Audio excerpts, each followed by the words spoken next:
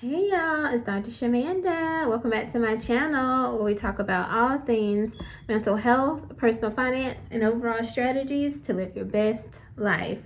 All right, y'all. So today I want to talk about or answer the question, what is a layoff? Now, if you are new to my channel, I am on a new series called Basic Finances, and this is where I answer questions about personal finances or just about finances that people have asked me over the years, and just basic things that people want to know, or things that I've wanted to know that I had to learn, either the hard way or just from curiosity. All right, so I remember when I was in my early 20s, I used to hear the word layoff. I think I started hearing it for the first time, and I think I was still in high school, or I think, how old was I in 28? Oh, yeah, 2008. I was 18. Yeah, 19, because I had just had a baby. And so, yeah. So 2008 is when I first started hearing the term layoff, because as we all probably know and remember, that is when we had the huge economic crash in the United States. And so I heard the word or the term layoff, but I didn't know what it meant because I was still young and just figuring out life and dealing with my own stuff at that time. But as time went on, I started hearing it again and finally fully understanding what that meant. But some people don't know, like, until they're kind of, facing it themselves. And so I wanted to take a moment to define layoff and talk about ways that we can prepare ourselves for layoffs. Now, if you've been watching the news and the media, social media, anything, you know that there's a lot going on in the economy right now. We just had a new presidency and new administration coming in, and there's a lot of changes going on, and there's a lot of layoffs going on. And the reality is no one is really exempt from layoffs, especially when there's a lot of changes going on within the government, because they can trickle down. So, it's very important that we are prepared as much as possible for layoffs. Honestly, I don't even like talking about it because I'm like, Lord, please, knock on wood. If you're superstitious, you know what that means. From the South, you know what that means. But like, for real, like, I don't even want to use that word. But the reality is you got to prepare, because there's no real security. Let's be for real. Like, it can happen to anybody. So what is a layoff? So I do have my notes here. A layoff is essentially when an employer terminates your job, literally. And that could be for a number of reasons. It could be that the company is not performing well economically. They're restructuring, meaning they overhired a lot of people. And then there are a lot of companies that overhired during or right after C-19. I don't know how YouTube feel about that word, but anyway. And so they overhired a lot of people, and then once things started settling down, they're like, wait, we have too many people, and so we need to restructure. We need to lay off some people because it's too many people here, or it's too top heavy. There's a lot of executives and not a lot of direct staff, right? And so sometimes the company has to restructure. Most of the times when there's a layoff, it's not due to the employees' performance. Like, it's nothing to do with them performing their job well. It's just that the company, the stakeholders basically have said that, hey, in order for us to survive this season economically, we have to make these cuts. And for the most part, from what I've heard and studied, one of the highest areas of like the cost for the company is compensation. So paying for team members, paying for your staff, that's the highest expense essentially. So that's probably the area where most companies will cut first. So now layoffs can be temporary, they can be long term. I have seen seasons or situations where companies will lay off staff and team members, but then they'll rehire them at some point in the near future. So, just be mindful of that. This does always mean that it's forever or permanent. It can just be temporarily. Now, one word that goes along with layoff that you should know about is furlough. And I didn't know about this term until recently, where I worked a job where it was like a school-based type of job. And in the summers, we were furloughed, and I didn't know what that meant. Like, we still technically work for the company, but in the summers, we weren't we had the choice to work, but we could, if we didn't work, we didn't have insurance, and unless we signed up for some, like, it was a weird thing. And so I was really interested in knowing what that was, because I'm like, well, I've never experienced this before. Like, I'm not a contractor, I'm a, W-2 worker for this company, but if I don't work in the summers, then I'm furloughed, essentially. But furlough is like a temporary leave of absence from that company, and it's initially, for the most part, initiated by the employer. So like the example I just gave you, like if you work for like a school, you can be considered furloughed during the summers. And then whenever it's time to come back in the spring, or I guess in the fall, I guess technically, then you just come back on. But typically you sign paperwork saying that, hey, this is the situation, and things like that. So the difference between a layoff and a furlough, though, is that you basically are expected to come back. It's not like, again, a layoff doesn't have to be permanent, but it is essentially you are departing from that company. Like, it's a legit termination, essentially. But with a furlough, it's a temporary thing. You're supposed to come back. So I just want to add that in there. All right, now let's look at some ways that you can prepare for a layoff. Now, you already know, this is what, if you haven't already, go watch the video I made called F You Money. I'm not playing with y'all. Now, I told y'all I'm not using that. However you want to use the F in that, that's up to you. But I always say you need to have an FU fund. That means freedom fund, or I'm walking away, whatever. But essentially, it's an emergency fund. I don't like using that term, but that's what it is. It's a freedom fund. It's a fund that if something happens, you are good. You and your family are covered for at least 3 to 6 months. You really want a year at this point. You really want, maybe try to get to 2 years, but let's just start, where we can. So at the end of the day, you want to, right now, immediately start building up that fund. I would say start at least 3 months, because right now, I watch a lot of TikTok videos about the economy and stuff, people getting laid off left and right, and a lot of them are saying that they didn't have anything saved up. And sometimes you can see it getting there, you can see it coming, or you don't see it coming. But hey, guess what? If you didn't see it coming, use this video as a sign. Go ahead and start saving up, because you never know what's going to happen. So try to get at least 3 months of living expenses. What does that look like? Calculate what your monthly expenses are. Your food, your mortgage or rent, your electricity, your water bill, gas, your car payment, all of the main necessities. We call it bare bones, meaning nothing extra, not even your savings, just what you need to survive, like your basic expenses.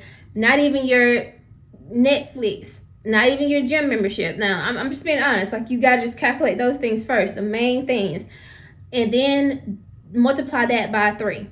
So it's 3 months. So for 3 months, you have enough to just survive that. Anything extra, you can pay for the gym membership, you can pay for Netflix, whatever. So, but just think about that. You want to get that 3 months saved immediately, because anything could happen at any time.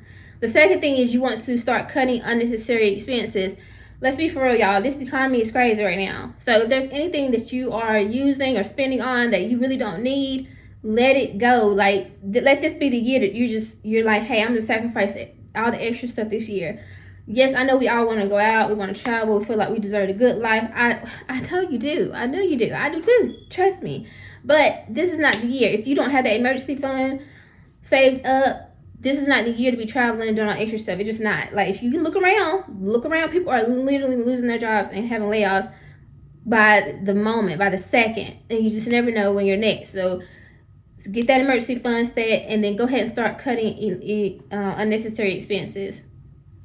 Now, this also plays a part in, obviously you got to review your budget and set a budget if you don't already have one.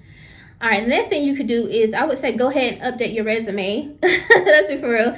Personally, I keep mine updated, because anytime I do something new at my job, and that update, I always tell people that, even my managers and stuff, I'll be like, yeah, I'm adding that to my resume. It's either going to benefit like me getting promotion here, or it's going to benefit me somewhere else. Either way, anything I do, I'm adding it to my resume. That's just what it is. No apologies. So go ahead and update your resume. Update LinkedIn, keep that updated, because at the end of the day, if you get laid off, you want to be able to be in a good position where you can find another position either at the same level or, something better, who knows, but you want to already kind of have that already active, and you want to stay active on social media. You want to start making sure that you clean up your social media page. We want to put listen, y'all, your social media now is like a resume. Like, I know some people be on there like just talking and just doing all kind of whatever. I'm not judging. Like, I really don't care, to be honest. But treat your social media like a resume. That's all I'm gonna say, because people, and I'm just speaking for me as a manager. I mean, I we can use that. That's all I'm gonna say. So just know, people are looking. That's all I'm gonna say. People are looking at your social media. They know, because they want to know who is coming into our company, who's coming onto my team. Is this, what kind of person is this? Like, you want to know. So update your resume and LinkedIn. You also want to start connecting with your network. Like, there are people that you went to school with, people that you used to work with, that may have some open positions, especially if y'all were in the same major. Y'all used to work for this, like a similar company that you work for now in the same industry. Reach out to those people and say, hey, listen, I just got a layoff. I can send you my resume. Do you have any openings at your company? Whatever. You want to stay connected with people. Again, another reason to update your social media, because there are people that you probably still follow from your jobs, which that's a whole nother, man, you know what, that's another topic I can talk about. But I don't really do people that I work with on my social media. Like, we're not friends. So there's that. Anyway, but LinkedIn is actually a good example. That's a professional website. So I will always be like, hey, follow me on LinkedIn. Like, not Instagram, not all that, because we're not friends. But LinkedIn, yeah. So reach out to those people that, used to work with, your network, and see if they have any openings available. Another thing that you could do during this time to prepare for layoff, or right after you get laid off, or I would say before, because first of all, I have a PhD. I just finished my PhD in December. Never ever going to school again. So there's that. But anyway, if you aren't at the PhD level, or if you are and you want to maybe segue to a different industry, whatever you want to do, learn some new skills. You don't even have to wait till you get laid off. You should be doing that now. I'll give you an example. For me, I am working, sorry, I got an email for one of my students. I'm working on potentially getting my supervision license, a supervisor's license, something that I had thought about, and I kind of started while I was in my PhD program, because that's literally the only licenses that I don't have at this point. Literally, that's it. And I think that it could open a door for me to do some other things that maybe, if I didn't want to go to teaching route, if I didn't want to stay in management, I could just focus on supervision or supervising new counselors. That could be a thing without going back to direct counseling. So that's an example of, sharpen your skills and get some new skills, some new certifications if you need to. And because if you see it coming, if you see like, I don't know, this might not be long term, go ahead and start looking at things that you can do to amp up your resume. That does not mean go back and get another degree, y'all. I'm a professor, so I'm just gonna tell you straight up. Do not go back and get no extra degrees if you don't need to. I'm trying to tell you, there are like certifications that you could take, trainings, things like that you can maybe get that doesn't require you to go back and get a whole nother degree. Be very mindful of that. Be very cautious of that. Like, that's the first thing people do when they get laid off.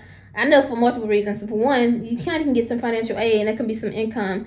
So I know that people kind of gravitate to that, but you got to think about the long-term benefit, not even benefits, the long-term repercussions, the consequences of that, because you're actually adding on more debt. So I'm just saying, if you're going to do that, be very wise with that decision and take some time to really think it through. Of course, you can do some side hustles. There's a lot of things you can do in this gig economy that we have now in the world. Like if you want to drive an Uber, you want to do Instacart, anything like that. Personally, I teach part-time as a professor online. So outside of my manager position, I teach. So, worst case scenario, I would be like, hey, I need some more classes, or I take on some new universities. So again, you want to set yourself up where you have other streams of income. I'm building my YouTube channel. I just released my movie. Well, my movie came out in October, so I have a production company. There are things that you are probably a very talented, skilled person. You probably have so many things that you can do very well. Find ways to monetize that. It doesn't always have to be this hustle. Oh my God, it doesn't always have to be that way. It can be that you're using something that you're really skilled and talented in, and you can monetize it. So think about that and be proactive about that. try to do it while you're working already and get that up and running, because you don't want to wait until you're like stressed out because you laid off and now you got to figure out how you're going to pay your mortgage next month. You don't want that. You want to be able to do it within ease and flow, right? Seriously. And then last but not least, practice some good self-care. It can be very stressful and overwhelming. I personally, God willing, have not gone through that yet. You know, it's I'm sure it happens to everybody. So, it's, you know, at some point it will. But I promise you, if you can, you know, try to clear your mind and be, you know, practice gratitude, because you're still here. You know what I'm saying? And I'm going to say it, and I'm saying this seriously because as a counselor, you know, I know in 2008 there were so many stories of people who were unaliving themselves because they lost their jobs and they lost their ability to take care of their families. It is not the end of the world. It is not. You do not lose hope. There are resources out here that can help you. You can apply for unemployment. You can, maybe if you need to go back and live with your family, if you need to reach out to your family and friends on social media and say, hey, y'all, I just lost my job and I need help sustaining my family over the next, can y'all donate? There's people can help you. Just reach out. Practice good self-care. Think reasonably. It is not the end of the world, okay? But be prepared. If this, again, use this video as a sign to get prepared, because you never know what's going to happen. We know what happened in the recession years ago, and with inflation, with all this stuff going on. Just be prepared, like literally. So I hope this video helps. If you do like it, comment and share and subscribe to this channel, and I'll see you all next time.